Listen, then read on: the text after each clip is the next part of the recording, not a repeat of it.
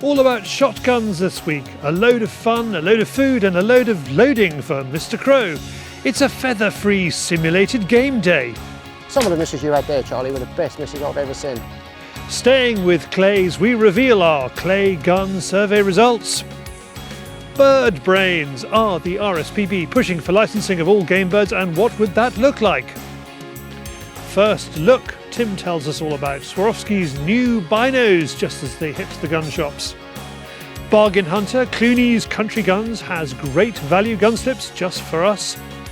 Plus, world champion shot Sam Green gives us some game and clay shooting advice. We have news, we have hunting YouTube. Welcome to Fieldsports Britain.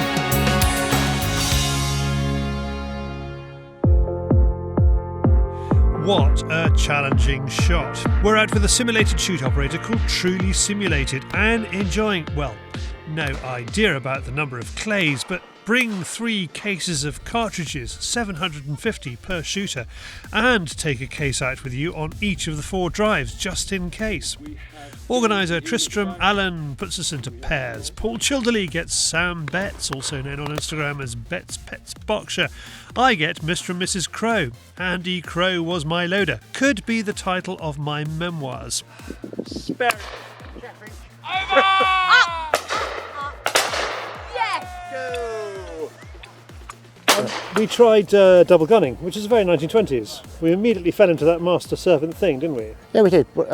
You started talking really, really posh, and I just spoke semi-posh, and I told you it was an excellent shot even when you missed it, sir. Great shot, sir. The more you praise people when they're shooting, the bigger the tip at the end of the day. Great shot, sir. Great shot. Thank you. Some of the misses you had there, Charlie, were the best misses I've ever seen. You look knackered, sir.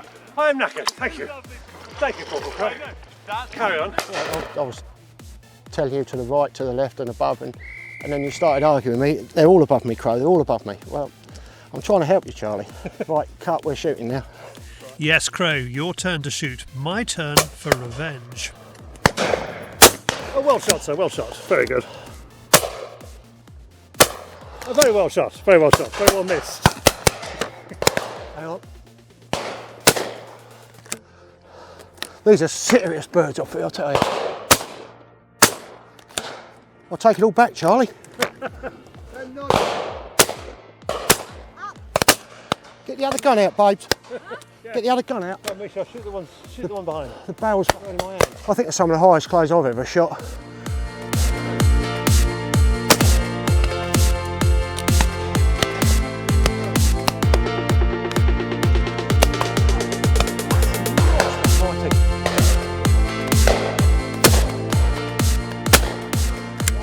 Coming off of here. Pardon? The trap's 35 yards up, and they're firing up into the air.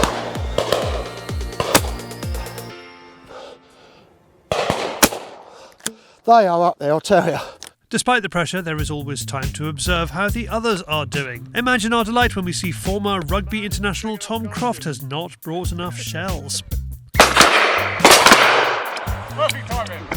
Saved by the whistle. We break for frequent refreshments, and it's a chance to ask the other guns what they think of the show so far. Yeah, missing loads. It's been brilliant. Yeah, pretty much in common, missing lots. For me, it's actually my first simulated day, and it's been exceptional. I don't know what I was expecting to see, but it's a real testing day out. Perhaps I thought I'd have birds sort of around just above head height, a real sort of mixed bag. These are proper testing birds, and one that I think will actually improve you as a shot.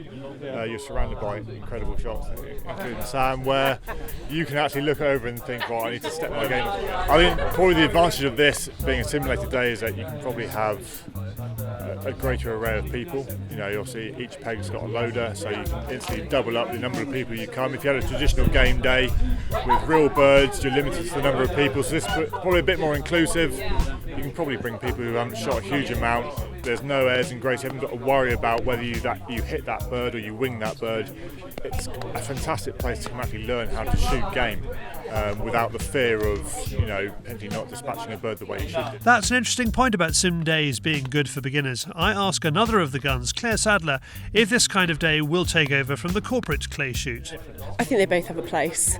I think on your traditional clay corporate days, do you mean at a clay ground or do you mean like on a full sim day? Yeah, I think at your corporate days you've got complete beginners, you've got a whole range of abilities. On a day like today, these have been quite testing targets. They've been nice and high. There's been a lot of them. You're probably looking at a slightly more experienced shot, and so there really is a place for both of them. I think. I don't think either of them will take over from the other. Simulated game days, it's usually a summer sport, but this is North Oxfordshire horse country, so no pheasants to disturb. Truly Simulated can put on a sim day for you throughout the year. Gamekeeper and deer stalker Paul Childerley says that's a great plus. Cracking idea, because basically it's all year round, so perfect, Are you looking at this thinking I could do this? I don't think I could do any more. It would be a great thing to put in the portfolio, but for me, the summer is rifle shooting and the simulated target. So stick to what you know probably best. Game shooting in the winter, stalking, and simulated in the summer with the stalking. I mean, you have the advantage of Muntjac Chinese water deer. If you were just a pheasant shoot, yes, would this be an obvious? 100%. Obviously, personally, I think you have to be quick or have to be different, and that's why I think I've been on a few of these days, and this is nice because it is truly simulated, as the name says, and yeah, it just gives you the feel of the day. And see people come off the stands, they got that sense of excitement, which is good. One question I would like to get to the bottom of is whether this high-pressure clay shooting of the kind you might find at a Batu at a charity clay day is good for your game shooting. Who better to ask than London 2012 shooting gold medalist and keen pheasant shot Peter Wilson. It's terrible for my shooting because I can't hit anything, but no, it's brilliant, Charlie. These are proper clays. They're right up there. It's alien to what I'm used to. In terms of Olympic trap, going away, sort of nippy, but. I mean, it's blown my mind. It's just been absolutely fantastic. Just speaking to Tristram Allen now, just saying, I mean, these are some of the highest clays I've ever shot. I've been massively underestimating the speed and height of a lot of these clays, and I think we all make similar mistakes on game. And so, hopefully, what I'm hoping to get at by the end of this day is that I'm then judging line and lead that little bit better. And ideally, you do it pre the start of the season. I mean, if you could do it in, say, August, September, you might get the better weather then as well. You'd be in really good stead going into October, November, December. Now, you usually associate game shooting with great cooking, or, in some cases, cooking. The food we had at the Sim Day was spectacular, prepared by game chef Pascal Proyard. We got Muntjac here, some yearling, some buck. So I took the leg, I stuffed the leg with some loin. So you got the roast with the leg and then the loin on the other side, roasted also. For the snack, we had a satay of the duck with orange sweet chili sauce. We had geese, Canada geese was amazing, with oyster sauce, soya sauce, absolutely unbelievable, like a satay. And we had some biltong, we had some wild boar, we had a bit of everything.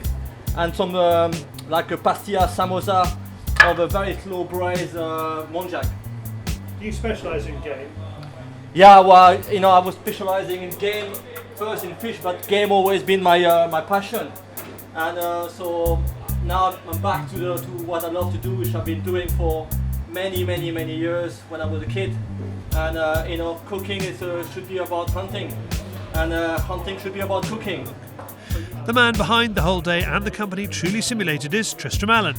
We are the last day in a week of trial days he's done before the launch of his new company. I mean, we're wanting something that's as close to simulation to a real day as possible. Obviously, as you've seen there, you'd have a few more birds over today than you would on a normal day. I've never seen birds fly like this. I mean, this is amazing. Charlie, up. Thank you. We're really hoping that this could be, something that not only replaces game days in the summer, but also, maybe people just enjoy doing this. And obviously, you've seen today people having fun. It's a relaxed environment that you can shoot as much or as little as you like. 6 boxes. Let's add one. You are so stressful to shoot with, if I may say. Yeah, am I? Yes. Why? Are you ready, sir? It's a new gun, sir.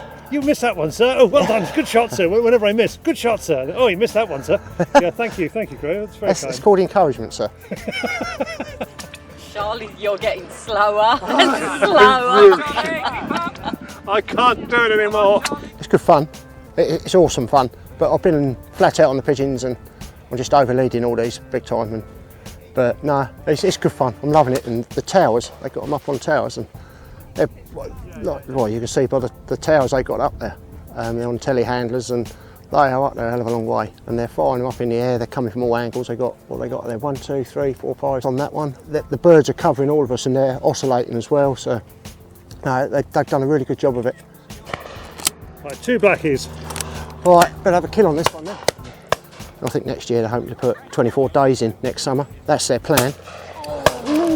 Quick, Charlie, quick, Charlie, quick, Charlie. Hey, oh, Edward, quick! Yes! But what I've seen, I'm more than impressed. I must say I did miss about the first 8 or 10 clays that come out, and I had you chewing on my ear, and I was there to impress you, Charlie, and didn't do a very good job of it. But no, it's good fun. It really is good fun. I love it. I love it. So. Where's that whistle? Where's the whistle? There's the whistle, Charlie. A great fun day. For more about shoot days with Truly Simulated, visit trulysimulated.co.uk, and thanks to Crow's sponsors, Game Ball for the cartridges, Blazer for the F-16s, and Jack Pike for the clothes. A fun day had by all. As you could see, everyone who is anyone was there. And now to someone who wasn't there. It's David on the Fieldsports channel, News Stump.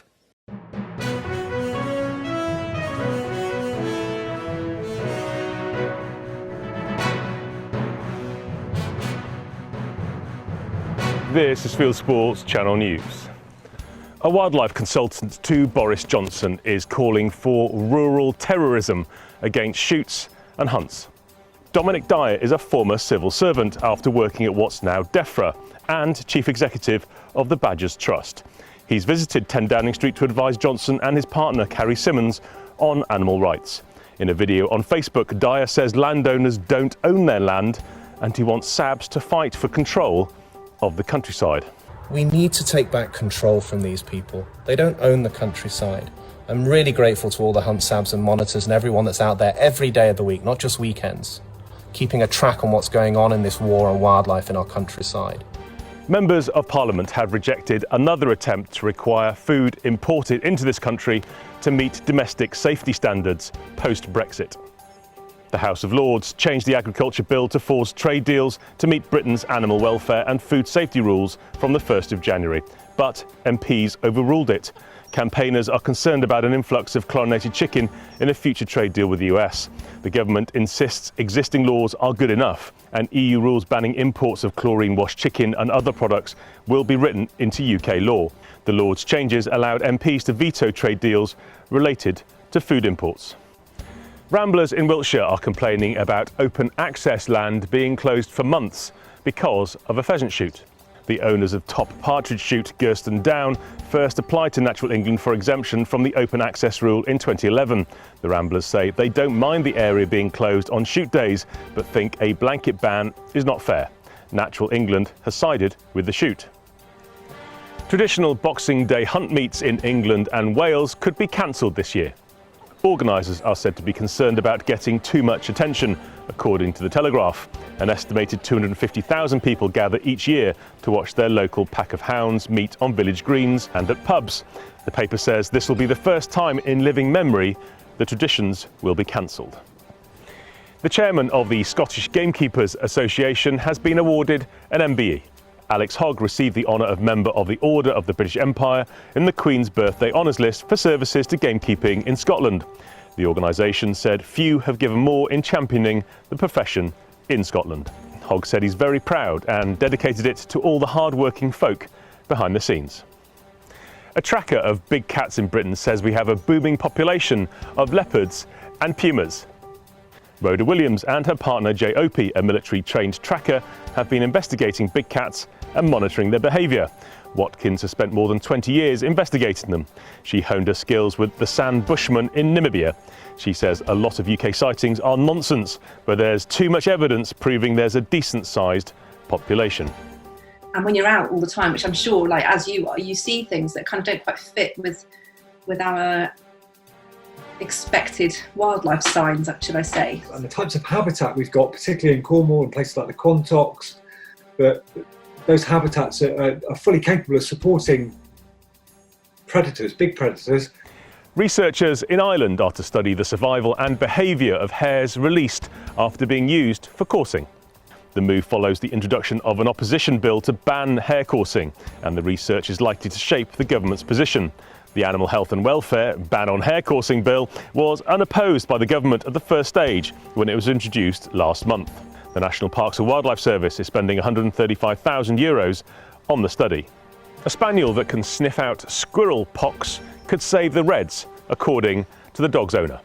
Caroline Finley from North Down in Northern Ireland says she took her 6-year-old Springer Spaniel Rufus to areas where squirrel pox is spreading to train it to recognise the disease. She told the Belfast Telegraph Rufus can sniff out red squirrel carcasses, which are then tested to see whether they died from the disease. She claims it took 5 months to train him. The next step, Finley says, is to train more dogs, though other red squirrel conservationists say more resources should be diverted to shooting greys. US Democratic presidential candidate Joe Biden is promising gun bans if he's elected. The Democratic US presidential campaign says US federal law prevents hunters from hunting migratory game birds with more than 3 shells in their shotgun. It concludes that federal law does more to protect ducks than children. Biden was vice president when Barack Obama approved a scheme allowing licensed guns to be smuggled across the border into Mexico, where they ended up in the hands of drug cartels. A Finnish man has been accused of a serious hunting crime after shooting wolves that were attacking his dog. One of the wolves died in the incident in the centre of the country on Saturday. Police are investigating as the wolf is protected in Finland. They say they will take into account whether it was necessary to shoot at the wolves, and it will be up to prosecutors to see what happens next. Serious hunting offences can result in imprisonment of up to 4 years. Thanks to Per Holmseth for the story. And finally, wildlife officers in Florida have caught a record-sized Burmese python. The snake was found in the Everglades over the weekend and is 18.9 feet long. The previous record was 18.8 feet long. State contracted python hunters Ryan Osborne and Kevin Snakeaholic Pavlidis found the snake in a canal about 35 miles west of Miami. They doubt they'll ever see a snake that size again. You are now up to date with Fieldsports Channel News. Stuck in the stories, fishing for facts.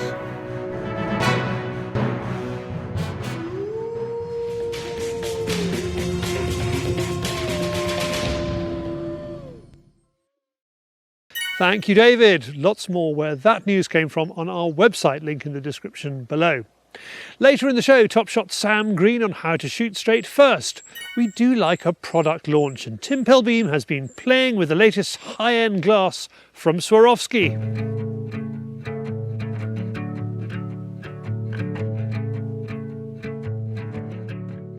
So yeah, I like my Swarovski binoculars. It's my deer stalking aid, but I've got something a bit different now. It's new to the market into the UK, and it's just been released by Swarovski, and it's the NL Pure. A bit cleaner. They are much, much cleaner, and so they ought to be. And so this is the NL Pure, and they're available in 8, 10 or 12 power by 42s. I've been using these probably about a month, and I've been deer stalking, wildlifing, looking at deer, and I've been looking at birds as well. So I've been doing for a wide range of disciplines. So what makes it so different? Look at them, they're nice and narrow. It's got a one-piece bridge, whereas the ELs have got a twin bridge on them, so a more traditional type of bridge. I find it very easy just to adjust the focus.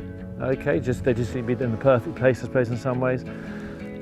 But I suppose what really counts as a deer stalker, as a birder, and a general wildlife is the quality of the glass. That's what we buy the top-end binocular for. One thing they really, really boast about is the field of view. Now, some people say they actually are 20% wider than most of their competitors. Well, that's a huge thing, but the 12 power have the same field of view as the 10 power ELs.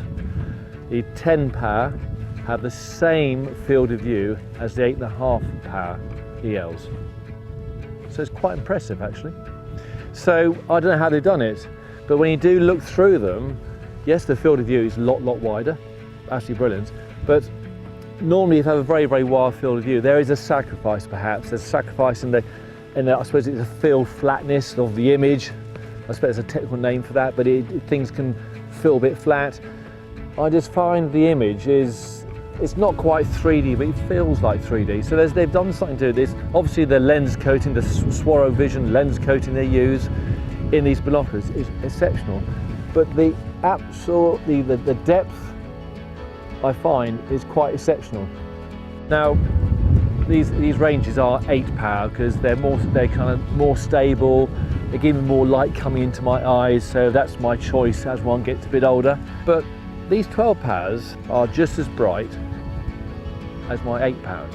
These are 91% light gathering. These are 90%, so it doesn't mean an awful lot to me, but they're the same. The other thing I find is there's not a massive difference between the 12 and my 8 power in stability. So obviously something to do with the prisms, the glass and everything else, but there's something they've done. I don't know what it is, but they've done something, and guys, you've nailed it. So I was quite surprised because I do not like high power binoculars because I just hate things shaking. Another interesting thing which when I first thought, oh gosh, Swarovski, you've done it now, gimmick, you know, just it's ridiculous, is this thing. And this is a 4-head rest. Yeah, I know what you're thinking. What is that all about? Anyway, bear with me. So this 4-head rest clips into the back of the binoculars. There you go. And it's adjustable. Okay. And the idea of that is that actually when you hold it up to your eyes, I can adjust that 4-head rest. But what it actually gives you is actually 3 points of contact. So I've got both lenses, or the eye caps, and also the 4-head rest. So here we go. I've adjusted it so it's tight against my forehead, but actually it helps to the stability of the binoculars. So I talked about one-handed. I've got my shooting sticks here, or my rifle here. I just find actually it does enhance that stability. So it may be a gimmick. I mean, it's £105, I think it is. But actually, if I got a 12 power binoculars, I think it's pretty worth the investment because it does definitely keep everything aligned and simple. Overall, I'm very impressed, and so ought to be. They are about £2,400. Like, wow. I think if you're a birder, I think you'll be very impressed with these. I would really recommend maybe looking at the 12 powers because do not think that 10 powers is too much. 12 is spot on. And I use 12, I've been using this looking at deer into woods, and I'm going, wow, that's good. So, you know, it's opened my eyes a wee bit. I'm going, oh, perhaps maybe a 10 power of these. So therefore, I think for wildlife, for birding, absolutely superb, and so they ought to be. Deer stalking wise, wonderful. My only criticism, I suppose, is it would be great to be able to add a rangefinder onto those. But other than that, I think that if you were to perhaps have a look at one of these and try one out in the field, you will be so impressed. Most people look to the EL range from Swarovski as being the benchmark over the years. Last 5 years, they've been the ones to go for in some ways. I know the other brands are catching up and maybe some have caught up, but people thought, yeah, they're the ones. But the NL Pure is taking it one stage further. So this is the new kid on the block. So all I can say is, well done, Swarovski. Thank you, Tim. And the Swarovski ELs were top of our binocular survey. We've put out more than a dozen of our surveys, which you completed for us in March 2020. This week, we're going out with a bang. Our last survey in this series is your choice of clay guns. It's the Fieldsports Channel viewers' choice of clay guns. In March 2020 we sent out our survey and we received 3,500 of them back again. More than 400 came back to us from clay shooters telling us what guns they use and what disciplines they shoot.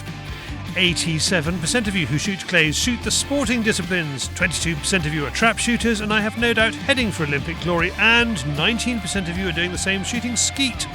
So, what guns do you use? There is a winner, and we will come to that later. First, let's hand out your star ratings.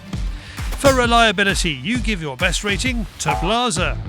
For value for money, you choose Beretta. And the award for customer service goes to Maruku. When it comes to guns, for fit and for looks, you choose the Blaser F3, with Crow's gun, the Blaser F16, in second place. Now, the biggest selling gun to Fieldsports Channel clay shooting viewers. The gun maker that sells the most guns is Beretta, with Browning in second place. They each have around a quarter of the market. If you add up Browning's other brands, Maruku and Winchester, it beats Beretta. But that kind of thing is only interesting to manufacturers. Your favourite clay gun top 5 starts in 5th place, the Blaser F16. 4th place goes to the Maruku MK38. 3rd place goes to the Browning 725. Now there's a bit of a branding muddle over 2nd place. Some people call their Beretta Silver Pigeon a 686 and some call their 686 a Silver Pigeon, even though there's another Beretta model called Silver Pigeon and another 686 that isn't a Silver Pigeon. So we are going to give a kind of joint 2nd place to the Beretta 686 Silver Pigeon, which means that the most popular clay gun among our viewers and therefore the world is that incredible workhorse, the Browning 525. Well done, John Moses. Thank you to all who helped us with that. Now, of course, if you have a gun you need a slip, here's a special Fieldsports Channel offer from Gun Shop Clunys. Clunys Country Store has a fantastic offer this month exclusive to Fieldsports Channel viewers. It's 15% off all Fjällräven gun slips, including delivery. There are 3 slips on offer, links in the description below. All you have to do is add the discount code FSBH15 at checkout. Thank you to Robbie for that. Now, as we reported last week, the RSPB had their big conference at the weekend. We expected an attack on shooting, and we got one. Ben O'Rourke takes a closer look. A few weeks ago, Natural England and Basque released a report about the effects on the environment of game bird shooting. It is positive to the point where it says banning shooting is a bad idea. The only negative comment is gamekeepers and estate owners could harm the environment if they don't stick to best practices, which they nearly all do. At the weekend, RSPB released its own report on the same topic, but came up with the opposite opinion, despite using virtually the same information. It's threatening to call for a ban on shoots if the government doesn't do what it says over the next 5 years. The review gets a strong response from the Game and Wildlife Conservation Trust. As a conservation organisation, work with farmers, fishermen, foresters, whoever, in order to improve the world that we live in. But we'll do it in a collaborative way. We're not going to turn around and say, if you don't do this, I'm going to find the biggest stick I can and hit you. The conservationist job is to recognise that in a working countryside, we need economic land uses. And alongside that, we've got to fit the wildlife. And people want to do that, but they're not going to do it if you shout at them. They're not going to do that if you bully them. Top of the RSPB's list of reforms is game bird releases, which it claims are too big and the surplus birds damage the environment. Moorland Association Director Amanda Anderson disagrees. The only thing the RSPB would say that is not regulated already, perhaps, is the way that we actually count and harvest the grouse. And that other countries you're licensed so that you don't over-harvest. But that's hunters going onto land where they don't manage it and they don't know what's there in terms of the population. It's incredibly different on a grouse moor, where you have the same area of land counted every year, twice a year, and know exactly what the population is on there, and therefore what is a surplus to harvest, leaving a healthy breeding stock for the following year. RSPB is also calling for a ban on muir burn, which it claims plays havoc with the environment. They also were playing fast and loose with the evidence, so saying that heather burning actually increases flooding. There's literally no evidence to support that claim. This is a new, if you like, just a line to take, with the hope that if it gets repeated enough times, that at some stage somebody will associate and assume that it is true.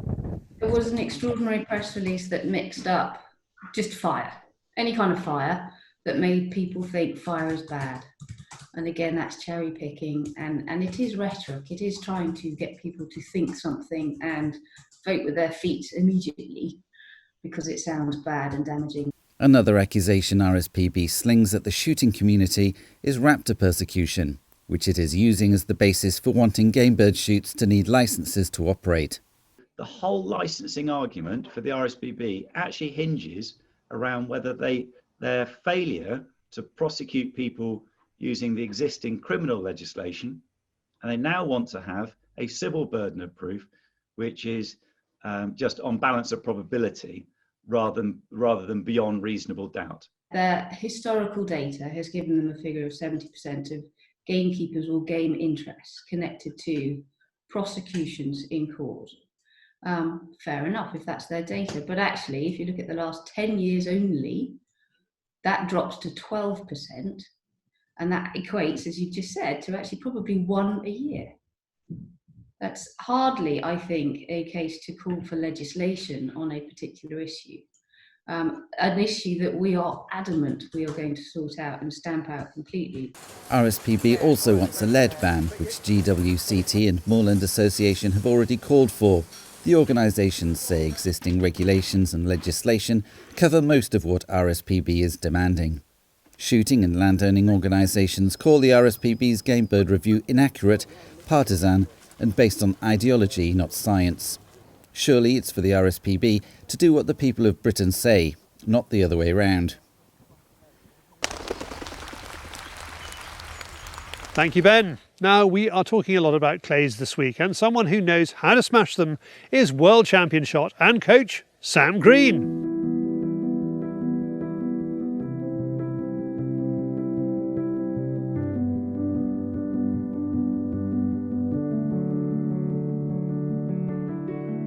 Like all top competitors, Sam Green has had an interesting year. Lockdown has meant he's had time to start developing his own shooting school and playground at the famous 6 Mile Bottom Shoot in Cambridgeshire. Already we've got a big 200 birder clay shoot organised, main sponsor Browning. They've give free shotguns for first, second and third. Dave Shipman's sponsored a shotgun as well for the Colts. We're looking at £1,000 in each class at the moment. So that's going to be in May from the 18th to the 22nd. So 200 birder, 2 different courses, a red and a blue, and it's going to be called the Fiberwad Browning Cup. Are you going to set the course? Yeah, so I'm going to set the course. Hopefully it'll be set for about a 190 at the 200. And yeah, it's winners takes all. We're not going to do any silly super finals or anything. Top 3 guns will walk away with a Browning. Juniors and ladies at the moment have got a shotgun as well. So yeah, there's lots going to go on. We're going to have trade stalls and all sorts happening. Hold on, super finals. So you don't like super finals then? It's not that I don't like them. Yeah, it's 6 of one and half a dozen the other. We can be right at the top of the competition and lead it all the way, and then come into the top 6. We don't shoot that well on the day, and then there's the other side of it where we sort of scrape in and we shoot our socks off in the final and win the competition. I sort of believe that if you've won the competition, you've won it, and that's it. I don't think there should be finals and things, but then we wouldn't moan if we just scraped in and won it ourselves. So it's 6 of one and half a dozen the other, I believe. If it was further out, a lot more power. In this series of films, Sam will take us through some game-style targets and iron out clay shooting techniques while instructing young competitive shot Will Page and keen game and clay shot Phil Rust. We start with a high crosser.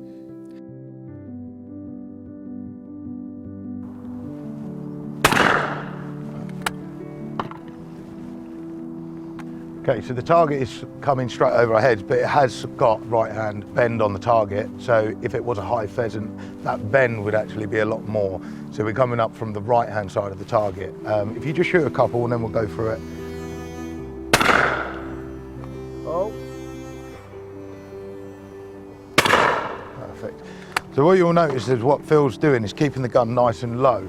So the target comes up and you come from behind the target and then come through it and keeping the gun moving. You actually only want it to overtake the target when you're actually ready to take the shot onto it. So if it was a pheasant, they call it the bum belly beak. So you're coming from behind the target, through it. Once you're getting past it, you pull the trigger and just keep the gun moving. So you're just keeping the gun nice and low. Oh. You can see the target, come through it, keep the gun moving and shoot. Perfect, happy. When we try and start in front of a target, obviously if it's quite high, the target's very small. So if you've got big hands with a forend, everything, the target's behind the gun. So you can't actually see it, and we tend to lift our heads or we try to look round the sides of the gun. So starting low and then coming through it, you see the target all the time. When you're ready to take that shot, then come through the target, shoot, and just keep the gun moving. So keeping the gun nice and low, we can say pull, we can see the target, it overtakes us, we overtake the target and go and carry on. So by holding the gun too high, we say pull, we can't actually see the target and we end up lifting our head and we're trying to look round the target. So we always want to keep the gun lower than the target, so then when we actually say pull, we can see the target, we can come up, through and then shoot. We get a good vision of the target all the way.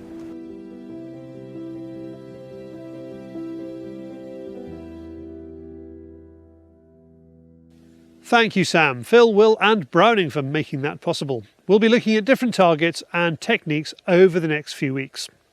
Now from 6 Mile Bottom in the east of the country to the rest of the world and hunting YouTube.